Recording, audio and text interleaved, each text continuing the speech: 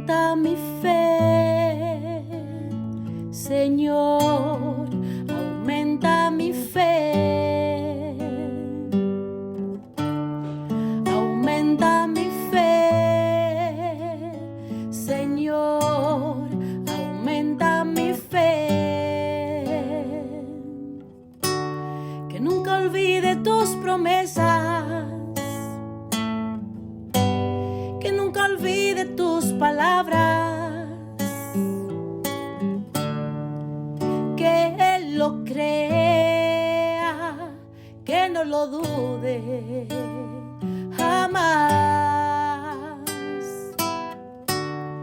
Tu palabra me dice, todo el que pide se le dará, y el que toque a la puerta se le abrirá.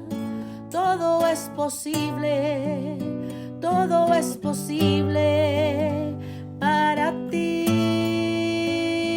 Señor. Aumenta mi fe, Señor, aumenta mi fe. Aumenta mi fe, Señor, aumenta mi fe. Aumenta mi fe, aumenta mi fe, aumenta mi fe, aumenta mi fe, aumenta mi fe, aumenta mi fe, aumenta mi fe, aumenta mi fe, Señor.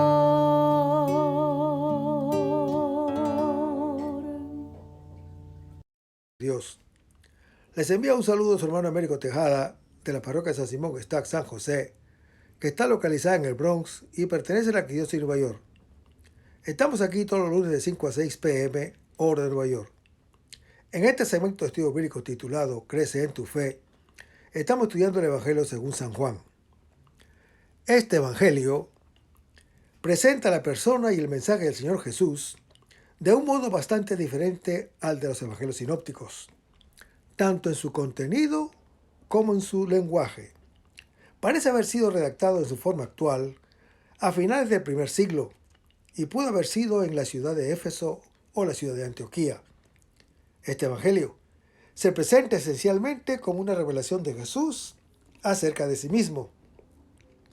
Jesús aparece siendo el Hijo, uno con el Padre Dios, y no es raro que en varias ocasiones Jesús se proclame en forma absoluta «Yo soy», atribuyéndose así el equivalente del nombre divino y situándose en el mismo nivel del Dios que es.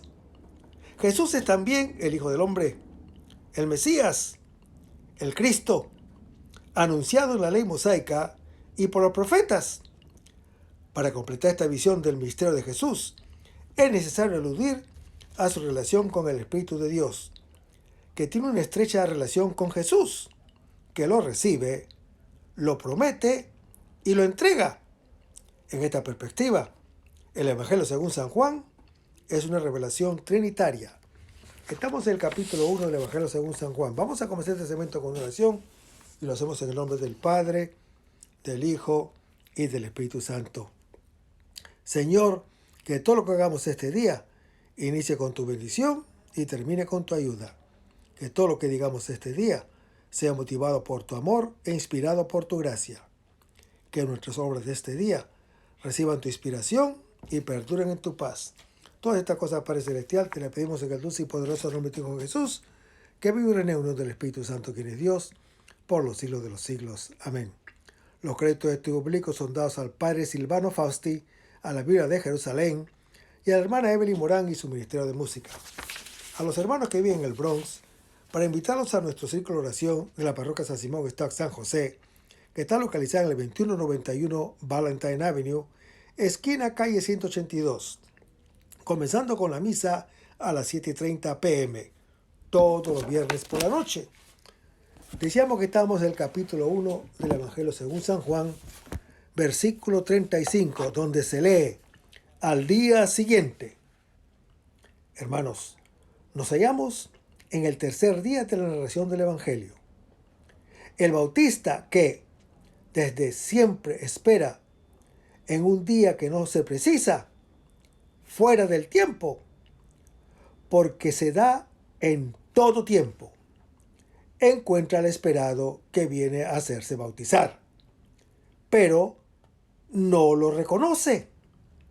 Solo más tarde, luego de haber respondido al interrogatorio y haber confesado su propia identidad, lo encuentra nuevamente al día siguiente y lo reconoce. Al día siguiente, al encontrarlo de nuevo, lo señala a sus 2 discípulos para que el encuentro se convierta en conocimiento y el conocimiento en testimonio. Se requiere de la mediación del tiempo. Fuera del tiempo, el testimonio carece de valor, dado que le falta su contenido de experiencia. Y dice la Escritura, Juan estaba todavía allí. Hermanos, el punto de partida del testimonio de Betania es Betania, al otro lado del río Jordán, donde se recibe el bautismo de Juan. El lugar de la verdad del hombre es también el lugar del encuentro con el Señor. Y dice la Escritura que hay 2 de sus discípulos. Uno de ellos es Andrés. El otro, cuyo nombre no se menciona, ha sido con buenas razones identificado con Juan el Evangelista, el discípulo a quien Jesús amaba. A pesar de eso, hermano que me escuchas, podría también ser Felipe. Como siempre, cada lector puede identificarse con los distintos personajes que representan los diversos niveles del encuentro con el Señor. Y el versículo 36 dice, fijando la vista en Jesús que caminaba. Hermanos, Jesús emprende su camino que va del otro lado del Jordán a Jerusalén. Es su camino de revelación. La verdad se hace camino para conducirnos a la vida. Solo el bautista, el creyente de la espera, está en capacidad de verla y señalarla a los demás. La suya es la función perenne de Israel, depositario de la promesa y de su cumplimiento en la carne del hebreo Jesús de Nazaret. Nosotros, los creyentes, nos insertamos en una historia que siempre nos precede. El presente es fruto del pasado. Cortar las raíces es perder lo que se es. Y la Escritura dice, hermanos, el verbo está en presente, con lo que se quiere denotar que su testimonio es siempre actual. En griego existe el verbo lego o lego, del que proviene logos, que significa palabra y también significa el verbo, que originalmente significaba ligar, recoger, poner juntos, unir. La palabra, en efecto, conecta al hombre con la realidad y vincula a los hombres entre sí. Pero también nuestro verbo decir y hablar son significativos. El primero proviene quizás de la raíz deiko, que significa mostrar, manifestar, mientras que el segundo viene de paravario, del que también proviene palabra y parábola, que significa traer, poner, lanzar delante, presentar. Quien habla se dice y se expone, con la palabra se muestra y se presenta lo que se tiene, o mejor dicho, lo que se es, para ofrecerse y darse al otro. En Génesis capítulo 1, se nos dice del hombre, a diferencia de los otros vivientes. ¿A qué especie pertenece? Es imagen y semejanza de Dios, puesto que está llamado a responder a su palabra. Esta lo distingue del animal y emparenta la tierra con el cielo. Por medio de la palabra, hermano que me escuchas, el hombre no solo colabora con él, llevando la creación a su realización, sino que efectivamente se hace como él, que es comunicación y comunión, inteligencia y amor. En el origen de todo ser y de todo obrar, hay siempre un decir. Si toda la naturaleza proviene de la palabra de Dios, toda la cultura, con lo que ella implica para la misma naturaleza, proviene de la palabra del hombre. Sin palabra no existe nada. Y la Escritura dice, he aquí el Cordero de Dios.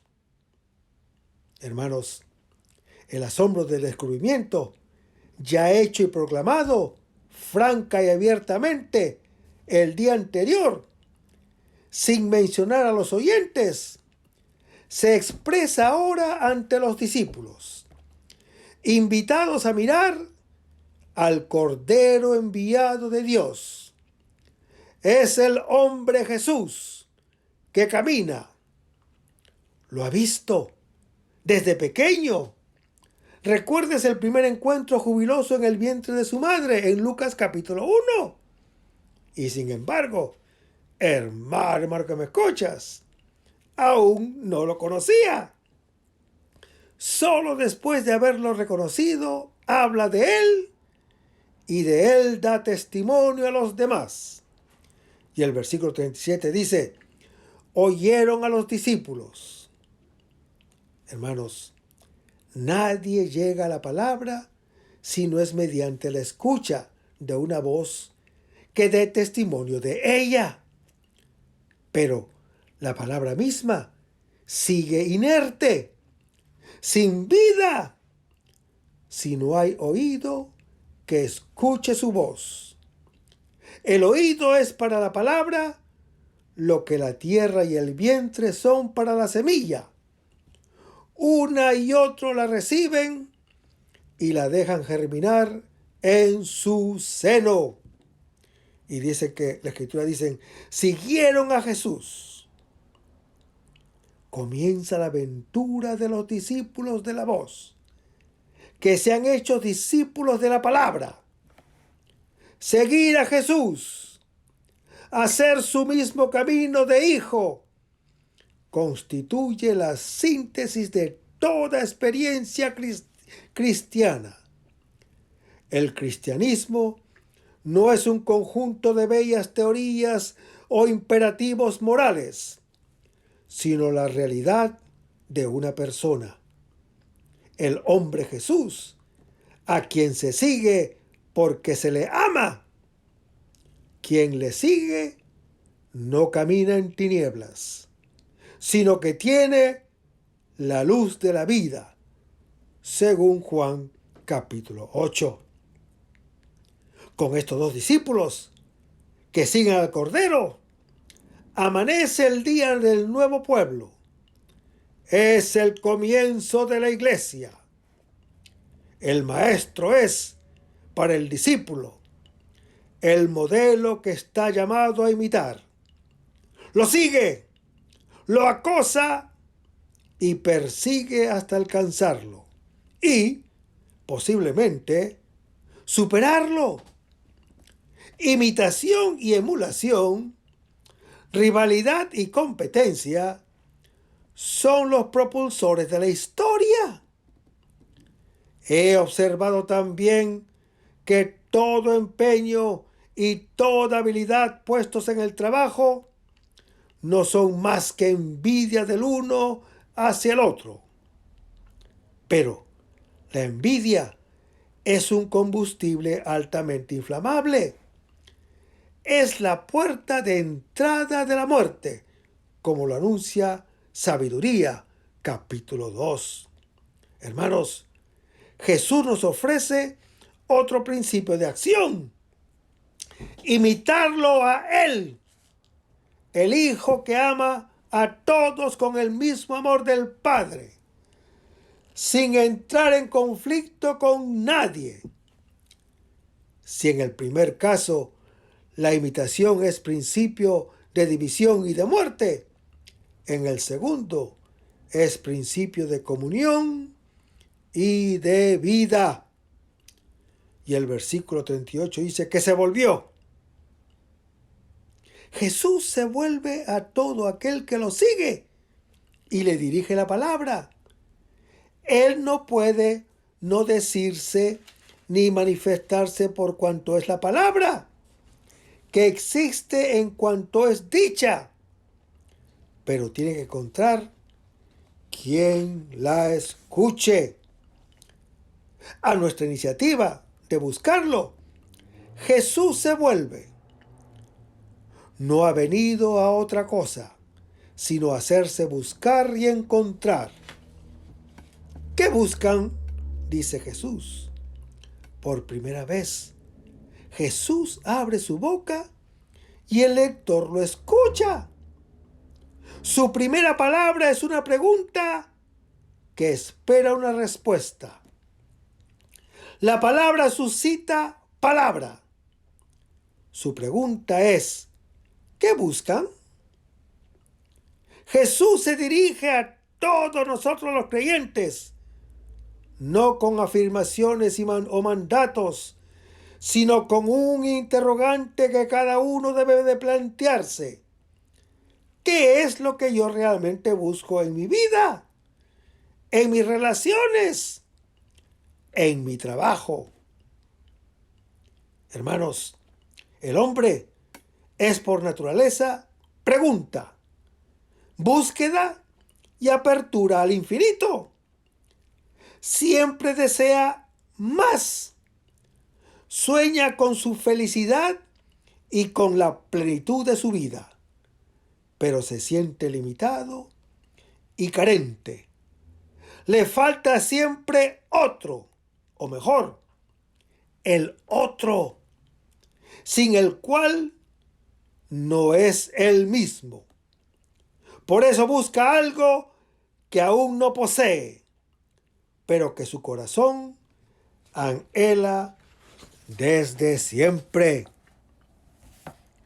En el huerto de los olivos, Jesús preguntará a sus enemigos que vienen a capturarlo: ¿a quién buscan? En Juan capítulo 18. En el huerto de Pascua, preguntará a la Magdalena que quiere abrazarlo: ¿a quién buscas? En Juan capítulo 20. Aquello que se busca es, en último término, una persona a la que se pretende capturar o abrazar. Y dice que los discípulos de Juan el Bautista le dicen: Rabí, ¿dónde vives? El hombre busca la casa de la palabra. Allí donde la palabra está, en casa. Palabra que es luz de su vida. Y sólo así encuentra su propia casa. La casa no es la cueva o la guarida en la que el animal se refugia o se esconde.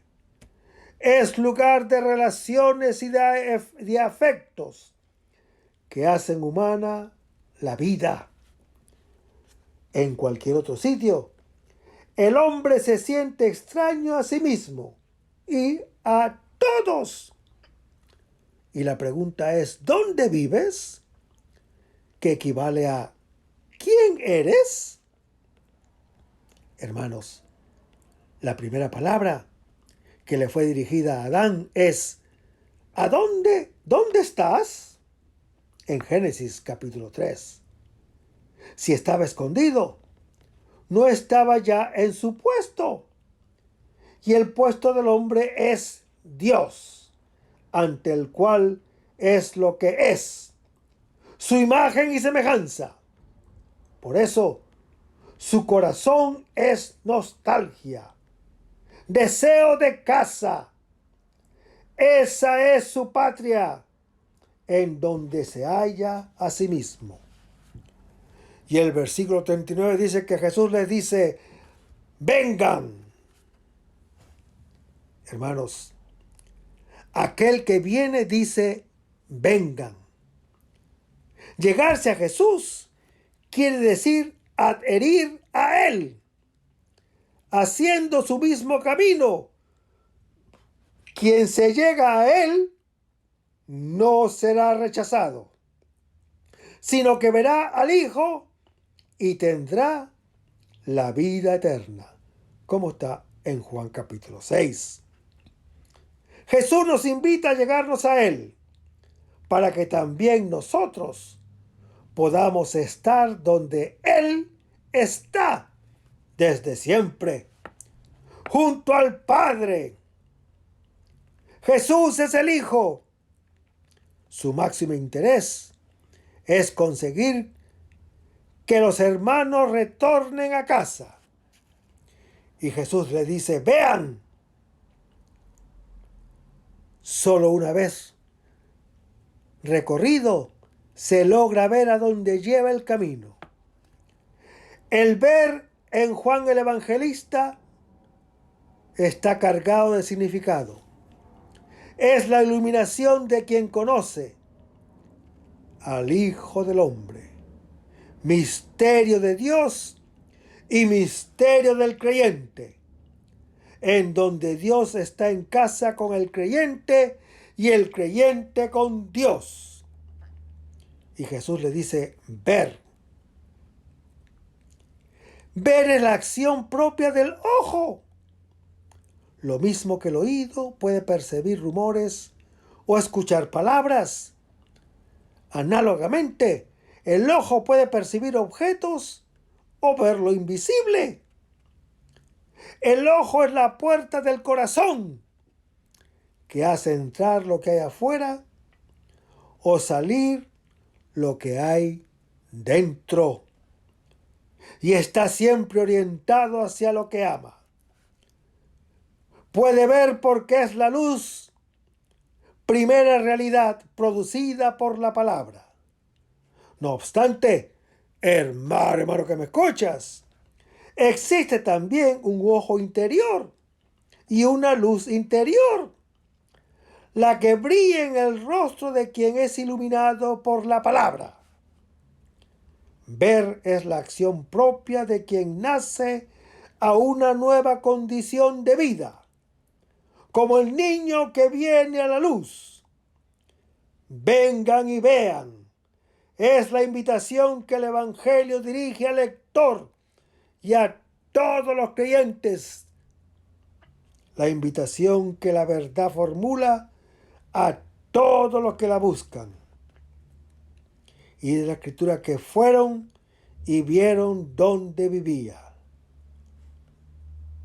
Andando tras él, satisfacen su deseo de ver a aquel que buscan. El lector se pregunta, ¿qué fue lo que vieron? El Evangelio no lo dice enseguida, sino que suscita la curiosidad para estimular la voluntad de buscar. Lo que viene a continuación nos hará ver también a nosotros lo que los primeros discípulos vieron. Y dice la Escritura, y se quedaron con él.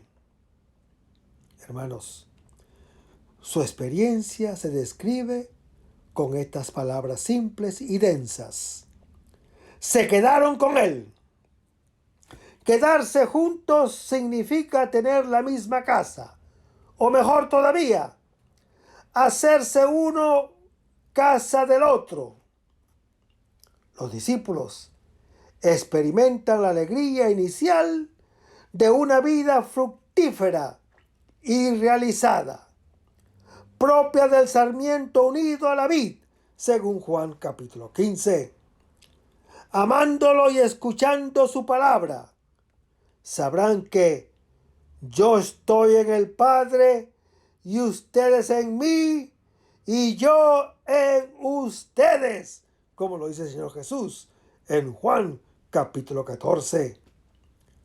Dice Jesús, en efecto, Él mismo y el Padre vendrán y pondrán su morada en nosotros, en Juan capítulo 14. También para el lector, la meta de su experiencia no puede ser otra que el permanecer con Él, quien a su vez permanece con el Padre. Y la Escritura dice que aquel día, hermanos, aquel día que se quedan con Él es el día largamente esperado, cuando encuentran a quien han buscado desde siempre. Ya no son huérfanos, sino que están por fin en casa con el Padre y en el Hijo. Y dice la Escritura, era cerca de la hora 10. Hermanos, 10 es el número del cumplimiento. La hora inolvidable de aquel día marca el paso decisivo. El ansia de quien busca se convierte en la alegría de quien encuentra. Son las 4 de la tarde, cuando la fatiga del trabajo cede a su lugar al descanso. Es una hora después de la muerte en cruz de Jesús, según los evangelios sinópticos, como está relatado en Marcos capítulo 15. Y el versículo 40 dice, era Andrés.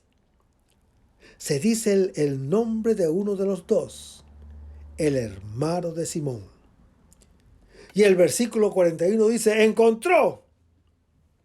Hermanos, encontrar en griego significa también hallar o descubrir. El otro no puede nunca ser producto de nuestro hacer. Es siempre la gracia de un encuentro, hallazgo y descubrimiento de alguien que se manifiesta. Todo nuestro obrar está movido por el deseo de encontrar aquello que amamos o por el temor que nos lleva a huir de lo que tememos. Y dice la Escritura, su hermano, quien pertenece con el Hijo, encuentra al hermano, que es aquel a quien comunica su experiencia. La verdadera fraternidad reside en la palabra intercambiada. Quien ha encontrado la palabra no puede no comunicarla. De la misma manera, el que es iluminado no puede no hacer resplandecer la luz. Si nos atenemos al texto, el mismo día que Andrés permanece con el Hijo, encuentra a su hermano. Y la Escritura dice, hemos encontrado al Mesías. Hermanos, la expresión refleja la sorpresa de quien ha encontrado su tesoro. Andrés comunica su alegría a su hermano porque le interesan estar dentro tanto Jesús como su hermano, a quien también interesa el Mesías. El Mesías, que significa ungido, en griego Cristo, es el rey que habría de dar cumplimiento a todas las promesas de Dios y las esperanzas del creyente. Y el versículo 42 dice, lo condujo a Jesús. Es el hermano que conduce al Hijo. Cada uno llega a encontrar al otro gracias a la mediación de un tercero que da testimonio de él. Y dice la Escritura que fijando su mirada en él, el encuentro es un juego de miradas que penetran el corazón. Y Jesús le dice, tú eres Simón. Jesús le dice su nombre, sin que nadie antes se lo haya dado a saber, porque Él es la palabra que ha pronunciado antes su nombre y lo ha hecho existir. Es siempre el otro, mejor todavía, el otro, quien pronuncia mi nombre, mi identidad, es mi don del otro que me llama y me ama. Como uno sea llamado, ese es su nombre. Y le dice, Kefas, como está en Mateo capítulo 16. Hermanos, hay un nombre secreto que nadie sabe y que únicamente el Señor puede revelar, como lo dice Apocalipsis capítulo 2. Y también está en Isaías capítulo 62. Es la identidad de la persona, su vocación que constituirá su misión. Cada uno vive para realizar su propio nombre. Kefa significa piedra, significa roca. Dicho de un hombre, posee un valor ambiguo, indica una personalidad tenaz y estable, pero también un carácter testarudo que no entiende nada. Nuestro nombre connota siempre un lado luminoso y otro oscuro y tenebroso. Tan solo cuando nuestra sombra se pone bajo la sombra de Jesús, entonces somos plenamente iluminados. Simón lo irá comprendiendo penosamente cuando, en su propia infidelidad, experimente la fidelidad de su Señor. Entonces sí, su nombre será roca, atributo de Dios, y su no comprender será convertido por Jesús en una comprensión más profunda. La traducción del nombre también Rabí y Mesías es para el lector quien puede no estar familiarizado con la lengua hebrea. Y el versículo 43 dice, al día siguiente. Hermanos, estamos ya en el cuarto día. Los distintos testimonios, como la salida del sol, crecen con el paso de los días. Decidió, dice la Escritura, por el giro del texto, el sujeto implícito podría ser no Jesús, sino más bien Andrés, quien primero había encontrado a Pedro y ahora encuentra a Felipe. Jesús le dijo, sígueme. Hermanos, Felipe escucha de Jesús la invitación a seguirlo, a diferencia de los anteriores que ya andaban en su busca. Toda vocación es distinta, dependiendo de la situación y las circunstancias personales, pero es siempre igual en su destino. Y el versículo 44 dice, Felipe era de Betsaida.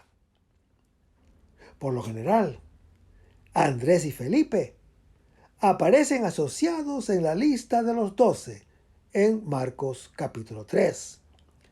Ambos intervienen sucesivamente o al tiempo en el episodio de los panes o en la petición en favor de los griegos en Juan capítulo 6. Andrés y Felipe eran amigos, además de paisanos. Algunos autores suponen que Felipe fue el segundo de los dos que oyeron a Juan y se quedaron con Jesús.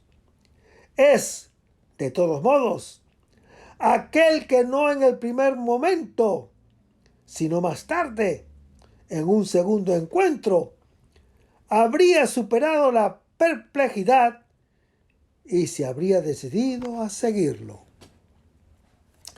Y el versículo 45 dice, Felipe encontró a Natanael. Como ocurre siempre, también aquí la vocación está asignada por el encuentro con quien ya ha encontrado al Señor. Natanael no aparece en la lista de los 12, pero es legítimo identificarlo con Bartolomé. Y la Escritura dice, hemos encontrado a aquel. El nombre de los otros 3. Felipe comunica su descubrimiento. Has visto a Jesús de Nazaret, el hijo de José, de quien ya sabíamos por el prólogo que era en realidad el Hijo de Dios, del que habla la Escritura. Y el versículo 46 dice, ¿de Nazaret puede salir algo bueno? Hermanos, para quien estudia las Escrituras, no es cosa fácil reconocer que aquel del que ella habla es el hombre Jesús y por añadidura de Nazaret. ¿Cómo puede el Mesías ser tan ordinario y común, igual a toda carne? Y la Escritura dice, ven y verás. Felipe le dirige la misma invitación a los 2 primeros oyentes de labios de Jesús. Y el versículo 47 dice, he ahí a un verdadero israelita. Jesús mira en el interior de Natanael, lo ve y conoce, sin que nadie lo hubiera hablado antes de él. Y Jesús dice, en quien no hay engaño. Jesús hace de Natanael el elogio del justo, que camina conforme a la palabra del Señor. La mentira es una palabra engañosa para hacer caer en una trampa al otro y apoderarse de él, pues solo si se tiene visos de verdad es capaz de engañar. La Escritura quiere librarnos de las palabras engañosas que destruyen lo que la palabra ha creado. Y el versículo 48 dice, ¿de dónde me conoces? Es la sorpresa de verse escrutado y conocido hasta el fondo, como lo anuncia el Salmo 139. Jesús le dice, cuando estaba bajo la higuera, te vi. Hermanos, en la tradición del judaísmo, la higuera, árbol de conocimiento de la felicidad y de la desventura, puede simbolizar el estudio de la ley mosaica, con su dulce fruto. Jesús lo ha visto mientras se aplicaba con empeño al estudio de la Escritura, la que lo ha preparado al encuentro con Él, del que ella habla. Sin embargo, hermano que me escuchas, o tal vez precisamente por eso, es también aquel que ha puesto inicialmente resistencia, acaso como su amigo Felipe. Y el versículo 49 dice, Rabí, tú eres el Hijo de Dios, tú eres el Rey de Israel. Natanael, así como es reconocido por Jesús, también lo reconoce. Probablemente para Natanael, Hijo de Dios y Rey de Israel significan Mesías, como lo anuncia el Salmo número 2. En cambio, hermano que me escuchas, para el lector es ya el anticipo del misterio profundo del Hijo. Y el versículo 50 dice, verás cosas mayores que estas. En Moisés y en los profetas está escondido mucho más que cuanto Natanael ha entrevisto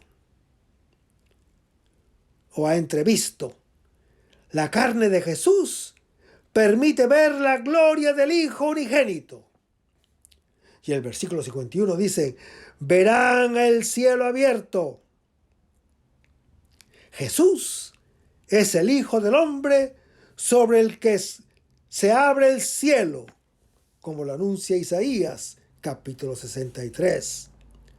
Como en el bautismo, en Marcos, capítulo 1. Sobre él desciende y se posa el Espíritu Santo. Es una alusión a la visión de Jacob, que ve ángeles subir y bajar sobre él en Betel, en Génesis capítulo 28, y descubre que aquel lugar es tremendo. Es la puerta del cielo, la alianza con Dios que Jacob veía amenazada. Es restablecida y dada plenamente en el Hijo del Hombre. Él será el nuevo templo, como lo anuncia Juan, capítulo 2. La puerta entre Dios y el creyente. Comunión entre ambos.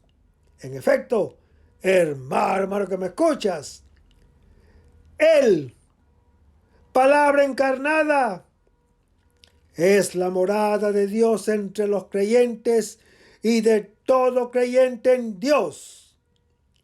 Con Él, verdadera escala de Jacob, se ha abierto definitivamente el cielo.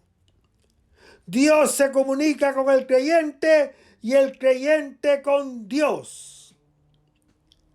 Este verso es la cumbre de la revelación de Jesús a sus discípulos, que se desarrollará luego en el Evangelio.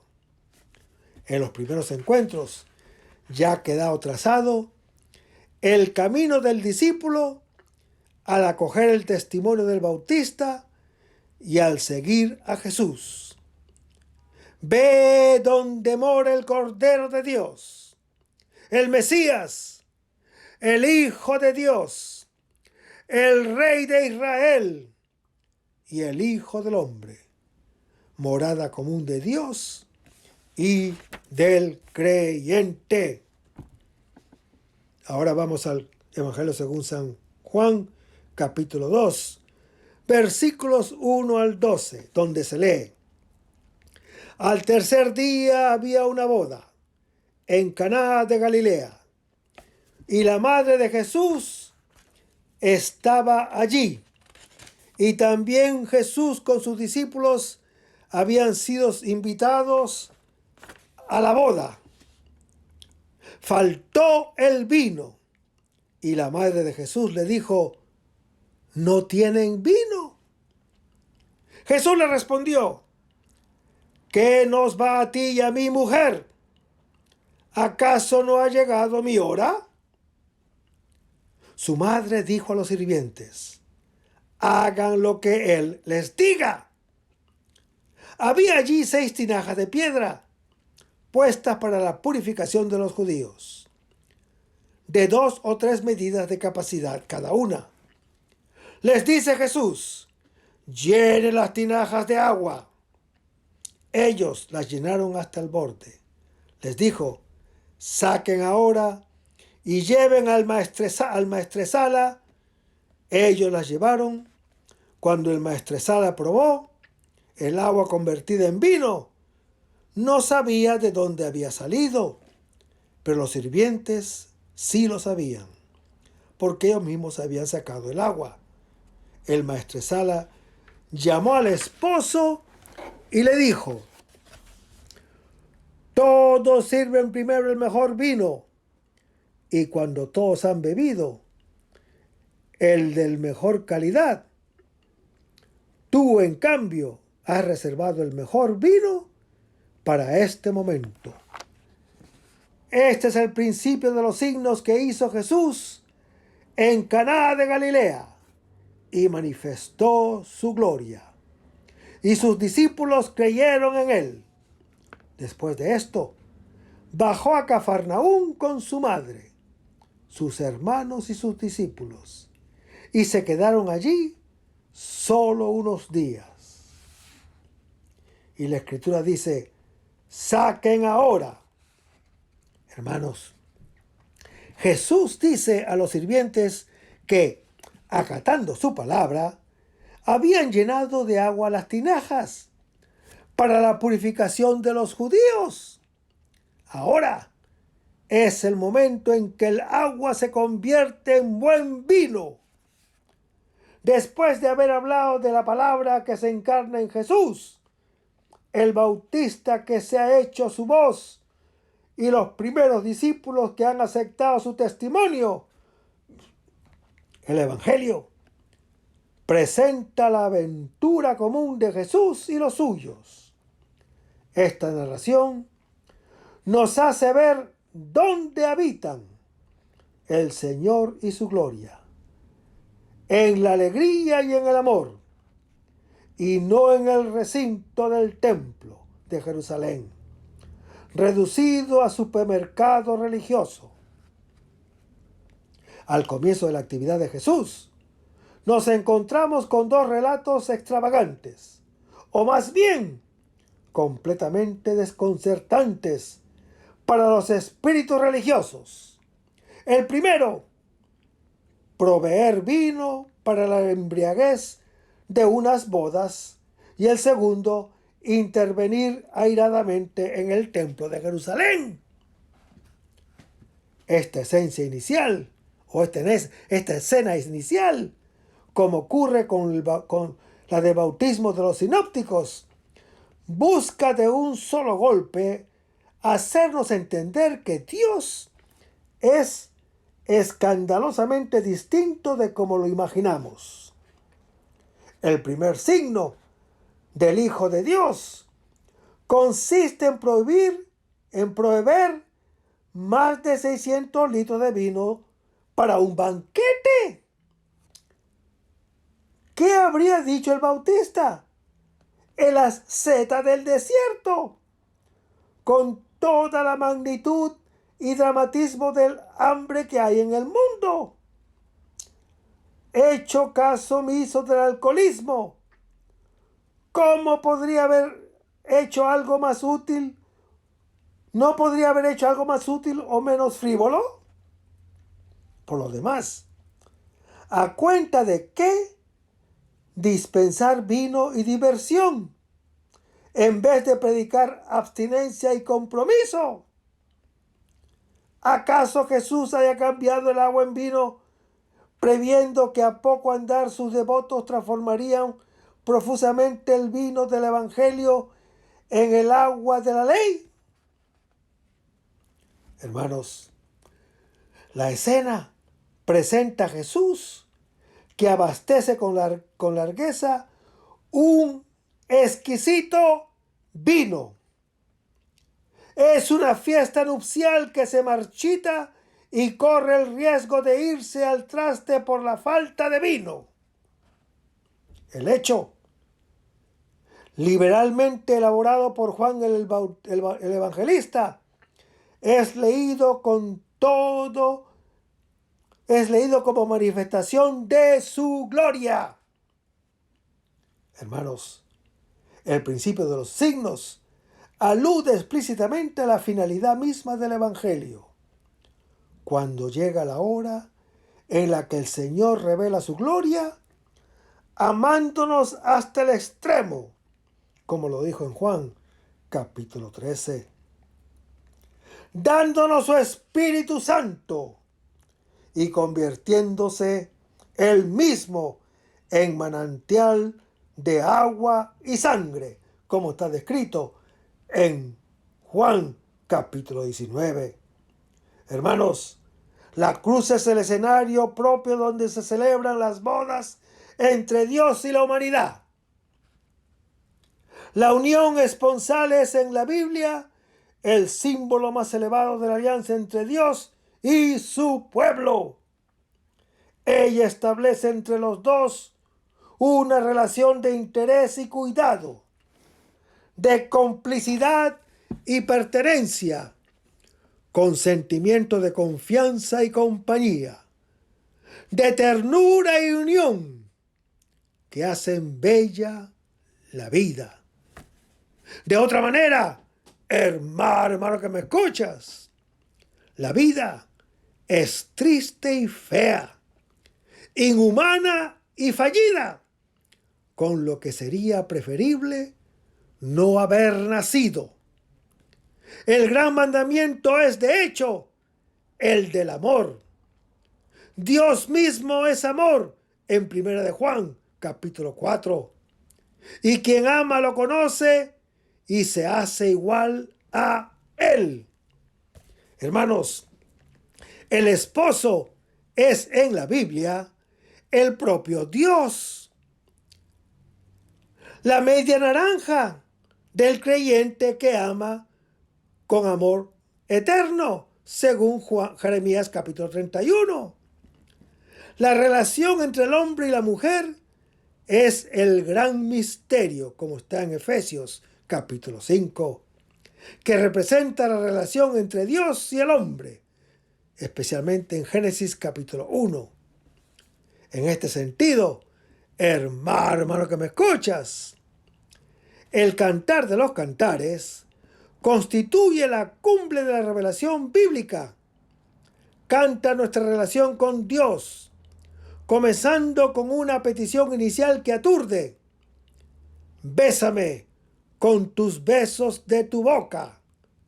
Y todo lo que viene luego no es otra cosa que la historia de una incesante búsqueda del amor de Dios hacia el creyente y del creyente hacia Dios.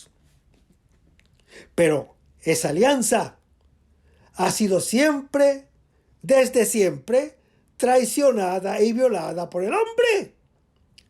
La predicación profética denuncia la permanente infidelidad del hombre, a quien también sin cesar se invita a la conversión. En la promesa una y otra vez renovada de un futuro en el que el amor entre Dios y el creyente florecerá en su pleno esplendor. Hermanos, la narración no se centra en el milagro, sino más bien en la gratitud y en la grandeza del don. Los distintos detalles deben interpretarse a la luz de lo que los ojos del evangelista ocurre en Caná. La presencia de Jesús significa la renovación de la alianza, el comienzo de las nupcias escatológicas. El texto habla de nupcias, de vino que escasea, de sirvientes, de tinajas de piedra, de agua y de exquisito vino, reservado hasta ese momento, así como no se menciona para nada a la esposa. El esposo también aparece de manera indirecta solo al final, como interlocutor del maestresala. Si las bodas representan la alianza entre Dios y el pueblo, el vino que llega a faltar significa el amor del hombre que viene a menos. Las tinajas de piedra para la purificación, que se hallan vacías, hacen referencia a la ley mosaica no cumplida. El agua, elemento primordial de la creación, se convierte en vino exquisito, servido al final, pero que ahora ya podemos sacar.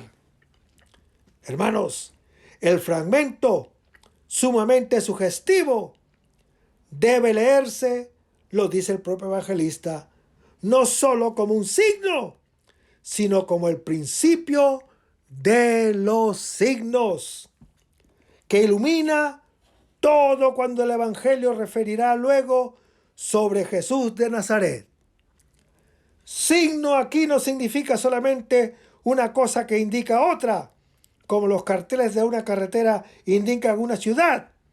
Es más bien un símbolo que de una u otra forma manifiesta lo que señala. Así como la curación del ciego pone de manifiesto que Jesús es luz, el don del pan que es alimento y la resurrección de Lázaro que es vida, así el buen vino constituye la revelación de su gloria. Y el resto, hermano que me escuchas, lo vamos a ver en el próximo segmento. Manténgase en sintonía. Vamos a despedirnos con una oración. Lo hacemos en el nombre del Padre, del Hijo y del Espíritu Santo. Señor Jesús, ayúdanos a conservar el fervor espiritual, la dulce y confortadora alegría de evangelizar, incluso cuando hay que sembrar entre lágrimas, como Juan el Bautista, como lo hicieron los apóstoles Pedro y Pablo y los otros apóstoles, y también esa gran multitud de evangelizadores que se han sucedido a lo largo de la historia de la Iglesia Católica, con un ímpetu interior que nadie ni nadie sea capaz de extinguir. Señor Jesús, que sea esta la mayor alegría de nuestras vidas entregadas al Evangelio. Y ojalá que el mundo actual pueda así recibir la buena nueva de tu Evangelio, porque tenemos la tarea de anunciar el reino de Dios y de implantar tu iglesia en este mundo que todavía no te conoce. Todas estas cosas, Padre Celestial, te las pedimos en el dulce y poderoso nombre de tu Hijo Jesús, que vive y reina en unión del Espíritu Santo, quien es Dios, por los siglos de los siglos. Amén. Hasta el próximo segmento. Que el Señor nos bendiga.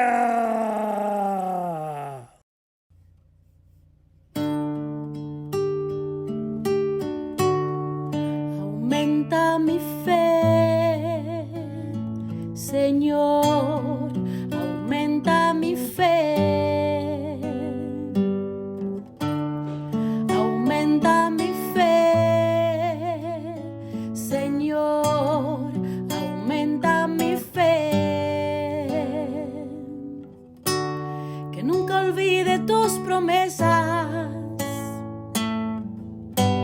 que nunca olvide tus palabras, que Él lo crea, que no lo dude jamás. Tu palabra me dice, todo el que pide se le dará, y el que toque a la puerta se le abrirá. Todo es posible, todo es posible para ti, Señor. Aumenta mi fe, Señor, aumenta mi fe. Aumenta mi fe, Señor, aumenta mi fe. Aumenta mi fe, aumenta mi fe, aumenta mi fe, aumenta mi fe, aumenta mi fe, aumenta mi fe, aumenta mi fe, aumenta mi fe, Señor.